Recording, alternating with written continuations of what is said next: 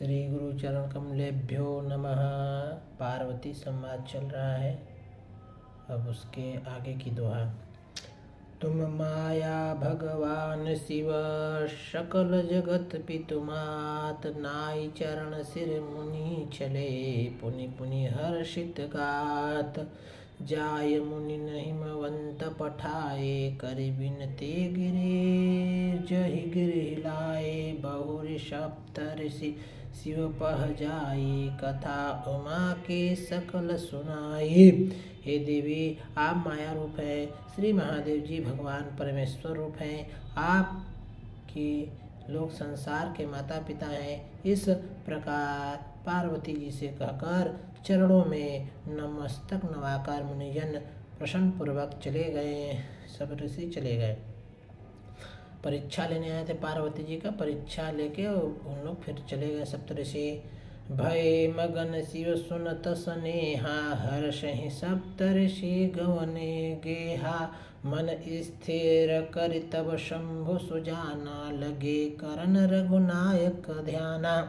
जब सप्तऋषियों ने जाकर शंकर भगवान को बताया कि पार्वती जी को हम लोगों ने बहुत इधर उधर का बातें बताया समझा, लेकिन वो आपके ही चरण के अनुरागी हैं, तो शंकर जी बहुत प्रसन्न हुए और फिर भगवान रामचंद्र के चरणों में वो ध्यान लगा लिए।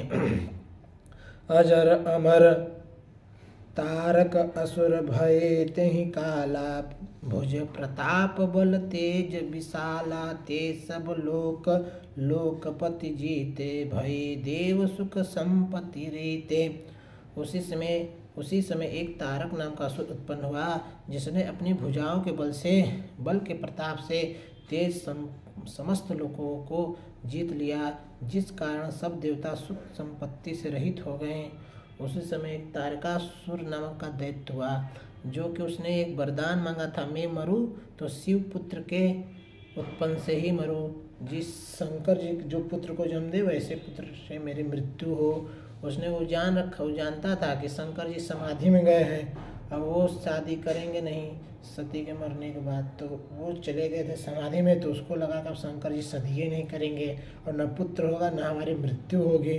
अमरता का होशियारी से वरदान मांगा था, लेकिन यहाँ उसका खेल खत्म होने वाला है।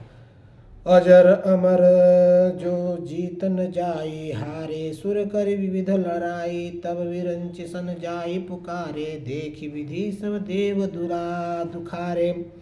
वह राक्षस अजर अमर था, किसी जीते नहीं जाता था। सब देवता अनेक प्रकार की लड़ाई करके उससे हार चुके थे। तब ब्रह्मा जी को पुकार, ब्रह्मा जी ने देखा गया सब देवता दुखी हैं।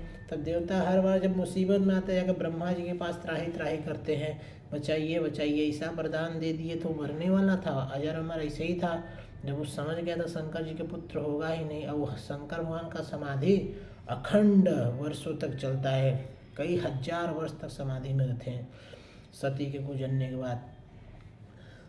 सब सन कहा बुझाय विधि, तनु निज तब होय। शंभु शुक्र शंभु सुत, यही जीते रन सोय।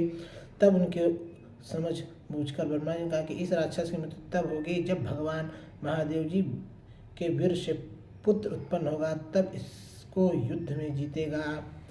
अब ब्रह्मा जी बोले कि इसको जीतना बहुत मुश्किल है, जब शंकर भगवान के द्वारा कोई पुत्र उत्पन्न होगा तब ही इसको जीता जा सकता, नहीं असंभव है।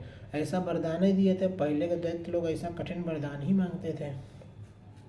तदपि एक में कहो उपाय, होई हैं ईश्वर करहि सहाय। सती जो तेज दक्ष मह देखा, जन्म जाय हिमाचल गेहा।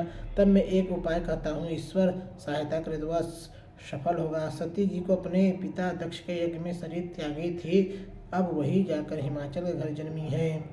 तब ब्रह्मा जी को उपाय बताए देवताओं को, जो सती शरीर त्यागी थी वो जाइए उन्हीं के घर, हिमाचल के घर उनका जन्म हुआ है, अब उनको आप लोग मनाइए। तेहि तप कीन सम्मोहित लागी, शिव समाधि बैठे सब त्यागे। यद्यपि है असमंजस भारे, तदपि बात इक सुनहु हमारे। अब सती के त्यागने वो अखंड समाधि में बैठे थे, अब उनको क्या मालूम है संसार में क्या घटना हो रही क्या नहीं हो रही है। जब सृष्टि संचालक के समाधि में चला जाएगा तो सृष्टि संचालक संतुलन बिगड़ ही जाएगा ना। तो वो चले गए थे तो राक्षस अपना राज्य कर रहा था, लोगों को बहुत त्राही त्राही कर दिया था।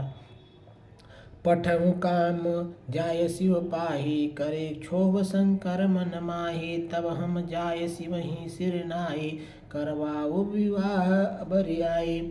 शिव जी के पास कामदेव जी को भेजो, वह जाकर शंकर जी के मन में क्षोभ उत्पन्न करे, तब हम जाकर शिव जी की सिर नवाकर बरबस विवाह करा देंगे।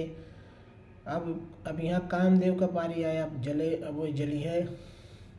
यही विधि भले ही देव हित होई, मति अति नीक कहाँ सब कोई। स्तुति सुन कीन अति हेतु, प्रगटे विषय बाण केतु। इस प्रकार से भले देवताओं हित हो जाए ऐसा आप देवता कहा। सबने प्रेम पूर्वक कामदेव की बड़ी स्तुति की, इससे वह कामदेव प्रकट हो गए कि जिसके बाण भले ही विषय में हैं।